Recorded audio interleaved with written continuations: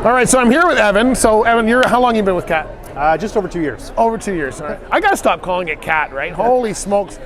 Someone's gonna come and go, Bruce, we told you like 5 years ago to stop calling it C.A.T. So C.A.T, so you're more in safety and compliance and stuff, right? So yep. What's the big issue in safety and compliance nowadays? Trying to keep them from speeding, ELDs. Yeah, we got a vast majority of issues, right? Being out on the roadways, we have a lot of other motorists, and distracted driving is one of the ones we're the most passionate about as well. Right. And just staying, hours of service rules and compliance, and the difference between the two countries as well is one of the things we try to preach through education versus discipline in a sense. So. Right. How'd you get into the safety mode? Did you used to drive at one time? Yeah, I was a driver for many years. Did a lot of heavy haul and oversize throughout North America. So you know the game. Loved it, and then I transitioned to this side of the desk just because I thought I could make a greater impact on this side of the desk. Right. So now you're driving desks. That's awesome. I still got. He's got lots of pens out too. So, the drivers that you've got coming in, you guys need them seasoned by about a year at least, right? So, what are some of the issues that you look for when you're hiring a new driver, as far as, not only do they have that safety attitude, but their record and all that kind of stuff? Yeah, so again, we just look for, I guess the best way to describe it is just patterns of behavior, right? We want quality, we want good people that want to be behind the wheel and are going to do it safely and respectfully, right? And most importantly, we look for them to get home to their family, and the best way I can describe it is we want to provide the environment for what makes them successful in trucking, right? Right. So what keeps them in trucking, and how can we support that? Yeah. We're finding that a lot of people, there's a lot more incidents on the road nowadays. Are you seeing that in your fleet? Like, what do you guys do? You must have a lot of safety meetings and stuff, right? And talk about that. Distracted driving's a big one, right? How do you guys battle that in your fleet or manage it? Yeah, so we do it through a different approach as well. Again, we try to make our fleet better, improve our fleet better by understanding the incidents we've had, and coaching and educating the rest of our fleet as well. We have a lot of talent behind the wheel, and we want to make that talent better, right? We're all human, we all make mistakes. We just want to understand it and make our fleet better. Right. But we look at everything, right? We look at how other companies have done it. We've initiated different programs for ourselves, rewards programs, training programs, all sorts of different type of atmospheres to get them successful and get them in the right mindset. Have you guys handled anything to do with the parking issue? You guys run from basically Côte de Lac to Laredo, right? Correct. So lots of truck stops in between, but you've also got lots of terminals. Are you guys encouraging your drivers to maybe stop at terminals as opposed to truck stops if they're nearby? Or how do you guys work that? Because that's a lot for drivers to take on nowadays. It is, yeah. And I mean, even when I was on the road years ago as well, it was always been an issue. So we try to get creative.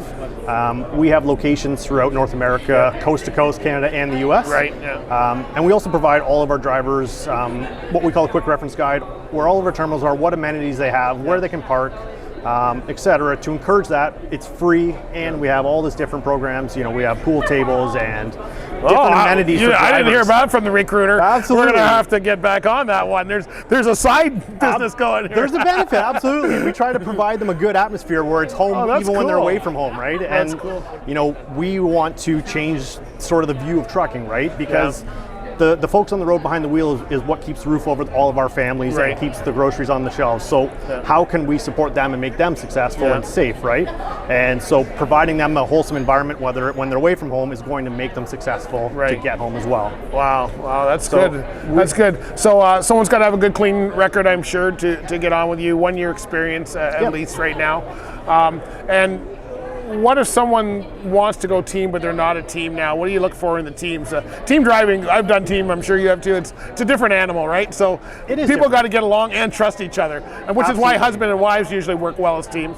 But do you guys have teams where they go together, or like you put them together yourself? Yeah, we've done that for certainly, and we have people that don't want to do teams. We have people that are open to it or interested in it.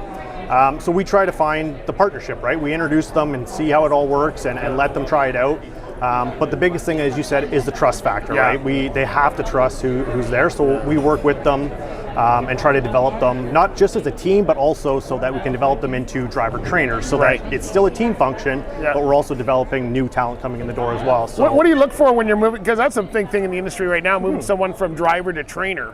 And I do a lot of training. What do you look for in somebody, because it's not all about someone who's gone and done this for 25 years. it's a different skill set when you're training people. Is there something that helps a driver? Someone's thinking about that right now, going, I might want to be what would you tell them they might want to work on or have in their skill set? The biggest thing that we truly look for or sort of identify is passion, right? You got to be passionate about what you do, this industry, and why you do it. We can teach the skills about how to train, how to communicate, how to do conflict management, but if you're not passionate about it or you don't like what you're doing, you're not going to be successful. That's so right. We want the right person teaching the new young talent, because it's really important that we change and evolve the industry that we're in. So we're looking for someone who's passionate, not just wants to get out of the driving seat and move. Correct. A lot, because a lot of us think that, okay, I've been doing it for 30 years. I think it'd be nice to be behind the desk, and then you get back there and you realize it's not necessarily nice. It's wherever your passions lie, right? So yeah, it's what is it that keeps you behind the wheel and keeps you motivated to drive, and you know, everyone has their own thing, and you got to find your own way to truck, and that's truly what we look for is what is it that they love so much about the industry, and how can we pass that on to the younger generation. You almost got to have that passion on the road and bring it into the desk. Absolutely, right? Every single absolutely. time. Passion and professionalism are the two biggest keys for us. Yeah, perfect. Well, thank you, sir. Where do people go to learn more? Where should we call you? You can call me. Should we go where you go there? Absolutely. 1-800-363-5313. We'll take you to our main line, and you can reach out to anyone from there, coast to coast, and then C.A.T. website. You can get any part of our business models, you know, C.A.T Global, which is our logistics side of things, and recruiting as well. So. And you're based out of the Mississauga terminal? Yep, I travel coast to coast as well, so you'll see me all over the place, but Mississauga is my home. See you at the next terminal. Absolutely, I go where they point their finger. Great, thanks very much, Em. Appreciate it. Absolutely, thank you.